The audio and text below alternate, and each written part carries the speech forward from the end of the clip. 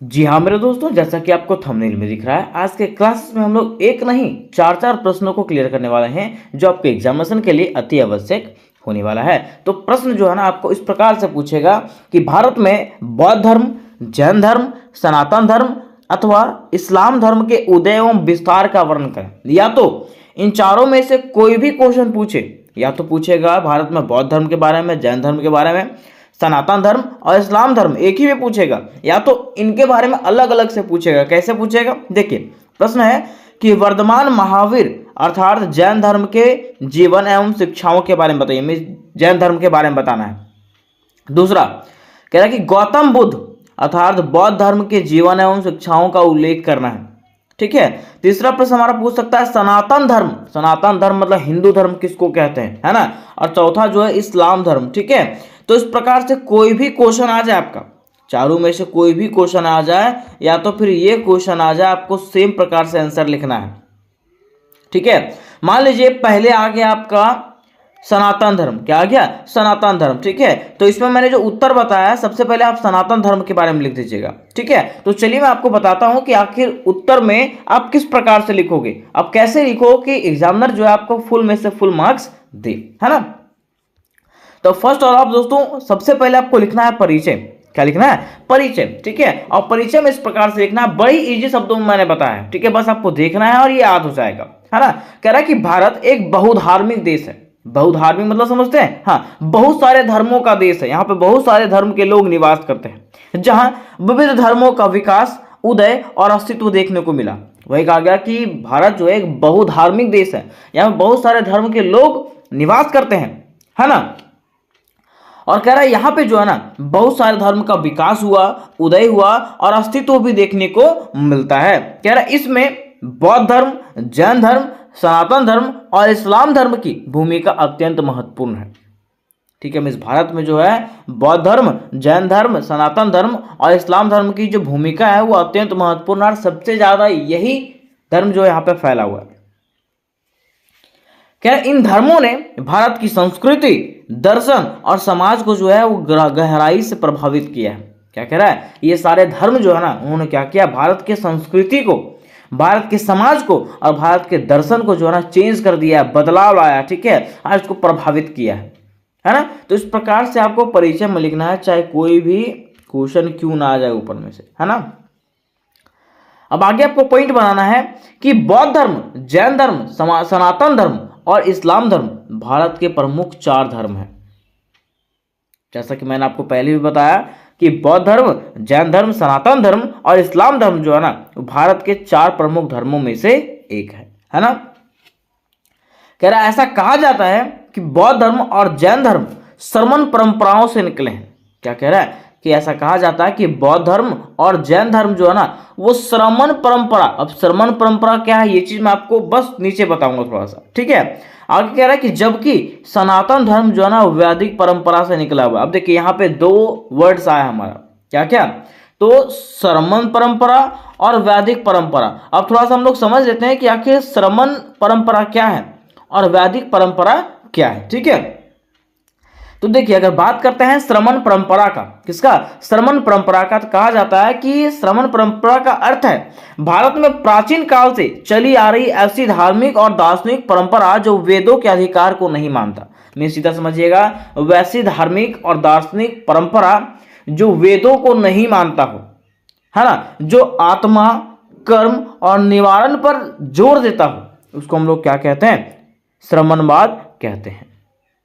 ठीक है। मैं सीधा आपको कहना है कि वैसी परंपरा जो वेदों को ना मान करके आत्मा, कर्म और निवारण पे जो है ना जोर देता है, उसको हम लोग क्या कहते हैं? श्रमणवाद परंपरा कहते हैं। जबकि अगर बात करते हैं वैदिक परंपरा का, किसका? वैदिक परंपरा का, तो कहा जाता है कि वैसा धर्म या तो संस्कृति जो वेदों पर आधारित है। वही कह रहा है कि वैदिक परंपरा वह धर्म और सांस्कृतिक परंपरा है जो भारत के प्राचीन वेदों पर आधारित है। मैं सीधा समझिएगा कि वेदों पर आधारित होने वाले परंपरा को ही हम लोग वैदिक परंपरा कहते हैं। ठीक है। अर्थात कहा गया कि यह परंपरा जो है ना वेदों अर्थात ऋग्वेद, यजुर्वेद, सामवेद और अथर्ववेद से शुरू होता है। कौन सा परंपरा? तो सनातन धर्म की परंपरा। कह रहा है कि इसमें यज्ञ करना, देवताओं की पूजा करना, मंत्रों का उच्चारण करना और कर्मकांड जो है ना वो शामिल होता है। किसमें शामिल होता है? तो वैदिक परंपरा में, है ना। आगे कह रहा है कि जीवन को धर्म, अर्थ, काम और मोक्ष जैसे 4 उद्देश्य जो है इसमें से बांटा गया है ना। फिर आगे कहा गया कि यह परंपरा ऋषियों द्वारा दी गई शिक्षाओं पर आधारित होती है। ठीक है, यह जो परंपरा है ना ऋषियों के द्वारा दिए गए शिक्षाओं पर जो है आधारित होता है। आगे कह रहा है कि वैदिक परंपरा ने ही आगे चल करके हिंदू धर्म अर्थात सनातन धर्म का रूप ले लिया। ठीक है, इस वैदिक परंपरा जो है, वैदिक धर्म जो है ना वही आगे चल करके क्या बन गया? हिंदू धर्म बन गया, जिसको हम लोग सनातन धर्म के नाम से जानते हैं। तो इस प्रकार से आपको परिचय में स्टार्टिंग में लिख देना है। ठीक है, अब हमारा प्रश्न में कहा था दोस्तों कि जैन धर्म, बौद्ध धर्म, हिंदू धर्म और इस्लाम धर्म के बारे में क्या करिए, इसके विकास और उदय के बारे में बताइए, है ना। तो वही यहाँ पे लिखा हुआ है, चारों धर्मों के उदय और विकास का विस्तृत वर्णन। चारों धर्म समझते हैं? हाँ, जैन धर्म, बौद्ध धर्म, इस्लाम धर्म और सनातन धर्म। ठीक है, तो सबसे पहले यहाँ पे लिखा हुआ बौद्ध धर्म के बारे में। किसके बारे में? बौद्ध धर्म के बारे में। तो लिखेंगे इस प्रकार से कि बौद्ध धर्म की स्थापना महात्मा बुद्ध ने, मीन्स गौतम बुद्ध ने 6वीं शताब्दी ईस्वी पूर्व में किया था। कोई पूछेगा कि बौद्ध धर्म की स्थापना किसने किया, तो महात्मा बुद्ध ने, मीन्स गौतम बुद्ध ने। ठीक है, कब किया था? 6वीं शताब्दी में किया था। ठीक है, 6वीं शताब्दी ईस्वी पूर्व में किया था, है ना। ईसा पूर्व कह सकते हैं उसको, है ना। कह रहा बुद्ध ने जीवन के दुखों का कारण और उनसे मुक्ति के उपायों को समझाया। ठीक है, इसमें जो है ना महात्मा बुद्ध ने क्या बताया? तो बताया कि जीवन के दुखों का कारण जो है ना उनसे मुक्ति के उपाय को, मतलब देखिए जीवन की दुख के जो कारण है, ठीक है, और उनसे कैसे हम लोग मुक्ति पा सकते हैं, इसके बारे में उन्होंने बताया है। कह रहा उन्होंने 4 आर्य सत्यों और आष्टिक मार्ग पर का प्रतिपादन किया। ठीक है, क्या कह रहा है? उन्होंने 4 सत्य पे अपना रास्ता चलाया और मतलब वो 4 सत्य पे चले और 8 उन्होंने क्या किया? मार्ग बताया था। कह रहा बौद्ध धर्म में अहिंसा, करुणा और मध्यम मार्ग को प्रधानता दिया गया। बौद्ध धर्म में जो है ना अहिंसा को कहा गया, मतलब अहिंसा परमो धर्म। ठीक है, फिर करुणा मीन्स दया और मध्यम वर्ग को जो है, मध्यम वर्ग को जो है ना क्या किया गया? प्रधानता दिया गया। कह रहा है यह जो धर्म है वो जाति व्यवस्था के विरुद्ध था, इसलिए जनसामान्य में मीन्स जनता में जो है ना यह धर्म जो है वो क्या हुआ? लोकप्रिय हुआ, पसंद हुआ। कहा जाता है कि बौद्ध धर्म का प्रचार प्रसार भारत के बाहर श्रीलंका, तिब्बत, चीन, जापान आदि देशों में भी हुआ। मीन्स बौद्ध धर्म का जो प्रसार है वो सिर्फ भारत में ही नहीं बल्कि भारत से बाहर श्रीलंका, तिब्बत, चीन, जापान आदि देशों में भी हुआ था। आगे कहा जाता है कि बौद्ध धर्म का मुख्य सिद्धांत जो था ना वो 8 मार्ग था। 8 मार्ग पे चलना, 8 रास्तों पे चलना। ठीक है, क्योंकि बौद्ध धर्म के जो साधु संत होते हैं वो लोगों को 8 मार्ग पे चलने के लिए बताते हैं। वो कौन सा? तो पहला जो है वो है सत्य। क्या है? सत्य। दूसरा है सही विचार। तीसरा है सही भाषण। ठीक है, मैं इस भाषा सही रखना। चौथा है सही कार्य। 5वां है सही आजीविका। 6ठा है सही प्रयास। 7वां है सही चेतना और 8वां है सही ध्यान। मीन्स अगर आपको मोक्ष की प्राप्ति करनी है, अर्थात अगर आपको जीवन में कुछ अच्छा करना है तो आपको ये 8 मार्ग पे चलना होगा। ठीक है, आगे कह रहा है कि बौद्ध धर्म का लक्ष्य निवारण प्राप्त करना है। बौद्ध धर्म का जो लक्ष्य होता है वो क्या प्राप्त करना? निवारण प्राप्त करना, ताकि आपका पुनर्जन्म हो सके। क्या हो सके? पुनः जन्म हो सके। ठीक है, फिर से जन्म हो सके। अब दूसरा हमारा टॉपिक था जैन धर्म। क्या टॉपिक था? जैन धर्म। ठीक है, तो लिखेंगे इस प्रकार से कि जैन धर्म की स्थापना भगवान ऋषभ देव ने किया था। ठीक है, आप ऐसे भी लिख सकते हो कि जैन धर्म की स्थापना जो है ऋषभ देव ने किया था। और कब किया था? कह रहा है कि जैन धर्म के अंतिम तीर्थंकर जो थे वो महावीर स्वामी थे। कौन थे? महावीर स्वामी, जिन्होंने 6वीं शताब्दी ईसा पूर्व में अहिंसा और तपस्या पर आधारित धर्म का प्रसार किया और प्रचार किया। जो कौन सा था? तो जैन धर्म था। कहा जाता है कि जैन धर्म के मुख्य सिद्धांत, जैन धर्म का जो मुख्य सिद्धांत था वो सबसे पहले था अहिंसा। अहिंसा मतलब लड़ाई झगड़ा करना नहीं है। दूसरा था सत्य, सत्य के रास्ते पे चलना, सच के रास्ते पे चलना। तीसरा, आश्रय में चोरी ना करना, चोरी ना करना। फिर चौथा हमारा है अपरिग्रह। अपरिग्रह का मतलब अतिरिक्त संपत्ति ना रखना, जितना संपत्ति की जरूरत है उतना ही रखो। ऐसा नहीं कि कमा रहा रख ले जा रहा है, ठीक है, ऐसा कुछ कोई फायदा होने वाला नहीं है। और अचानक मान लो तुम पूरा कमा रहा है, ठीक है, और अचानक से तुम्हारी मृत्यु हो गई, तो पैसा कौन यूज करेगा? नहीं करेगा। इसलिए कर अतिरिक्त संपत्ति ना रखें, ठीक है, जितना यूजेबल है उतना ही रखें। और पांचवा जो है वो ब्रह्मचार्य है ना। ये अपने विचारों में कहा था कि इन्होंने जैन धर्म के लोगों ने, ठीक है। तो इस प्रकार से हम लोगों ने जैन धर्म के बारे में भी पढ़ लिया।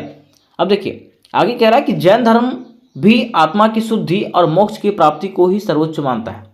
जैन धर्म क्या मानता है? तो ये कहता है कि आत्मा की शुद्धि और मोक्ष की प्राप्ति जो है ना सर्वोच्च है।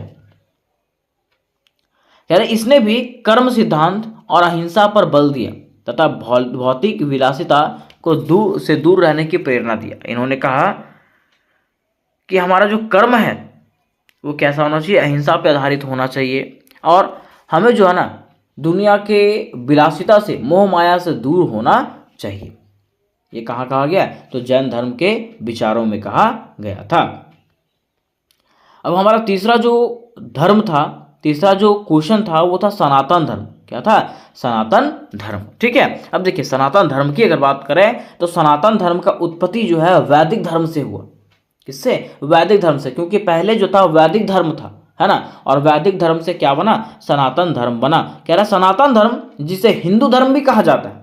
क्या कहा जाता है? हिंदू धर्म भी कहा जाता है। यह जो है भारत का सबसे प्राचीन धर्म है।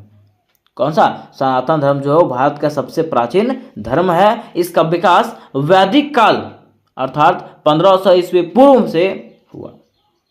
कह रहा है यह धर्म वेद, उपनिषद, पुराण, महाभारत, रामायण आदि ग्रंथों पर आधारित है। कौन सा? तो सनातन धर्म जो है ना उपनिषद पे, वेद पे, पुराण पे, महाभारत और रामायण जैसे ग्रंथों पे जो है ना ये आधारित है। कह रहा है इसमें धर्म, अर्थ, काम और मोक्ष को जीवन के 4 पुरुषार्थ माने गए। कोई पूछेगा सनातन धर्म में 4 पुरुषार्थ कौन कौन थे? तो धर्म, अर्थ, कार्य और मोक्ष, ठीक है, ये 4 पुरुषार्थ थे, है ना। कह रहा है हिंदू धर्म विविध देवी देवताओं की पूजा, कर्मकांड, योग, ध्यान, भक्ति आदि पर आधारित है। हिंदू धर्म जो है ना कई प्रकार के देवी देवताओं का पूजा, कर्मकांड, योग, ध्यान और भक्ति पर आधारित है। कह रहा है कि सनातन धर्म विश्व की सबसे प्राचीन धर्म है। क्या कह रहा है? सनातन धर्म जो है ना विश्व की सबसे प्राचीन धर्मों में से एक है। यार आगे कह रहा है कि सनातन धर्म में कई देवता, देवियां और विभिन्न दर्शन हैं तथा सनातन धर्म का मुख्य सिद्धांत जो है वो कर्म है और पुनर्जन्म है। तो इस प्रकार से हम लोगों ने सनातन धर्म के बारे में भी जानकारियां प्राप्त कर ली। अब अंत में बारी आती है इस्लाम धर्म का। किसका? इस्लाम धर्म का। तो लिखेंगे इस प्रकार से कि इस्लाम धर्म की स्थापना जो है वो 7वीं शताब्दी में पैगंबर मोहम्मद साहब द्वारा किया गया था। ठीक है। कह रहा है कि इस्लाम एकेश्वरवादी धर्म है। इस्लाम जो है ना एकेश्वरवादी है, मतलब एक ही ईश्वर को मानता है। और किसको? अल्लाह को मानता है। ठीक है। कह रहा है जिसका मूल आधार जो है ना वो कुरान है। इसका मूल आधार क्या है? कुरान। आगे कह रहा है कि इसके 5 स्तंभ, इसके 5 सबसे पिलर होता है, घर बनाते हैं पिलर होता है कि नहीं? हाँ, तो ऐसे ही इसका भी जो है ना 5 पिलर है। पहला कलमा, नमाज, रोजा, जक़ात और हज, ये 5 उनके स्तंभ होते हैं, है ना। और ये जो है इनकी धार्मिक परंपरा का केंद्र है। खैर इस्लाम ने भारतीय स्थापत्य, संगीत, भाषा और संस्कृति में विशेष योगदान दिया। किसने? इस्लाम धर्म ने। कह रहा है इस्लाम धर्म में कुरान जो है ना सबसे पवित्र ग्रंथ होता है। ठीक। आगे कह रहा है कि इस्लाम धर्म के मुख्य सिद्धांत अल्लाह पर विश्वास, प्रार्थना, सफाफ, उपवास और हज है। इसका मुख्य सिद्धांत क्या है? अल्लाह पर विश्वास करना, प्रार्थना करना, ठीक है, सकाफ करना, उपवास करना और हज करना, है ना। कह रहा है इस्लाम धर्म का जो प्रभाव है वो भारत और अन्य देशों में भी देखा गया है।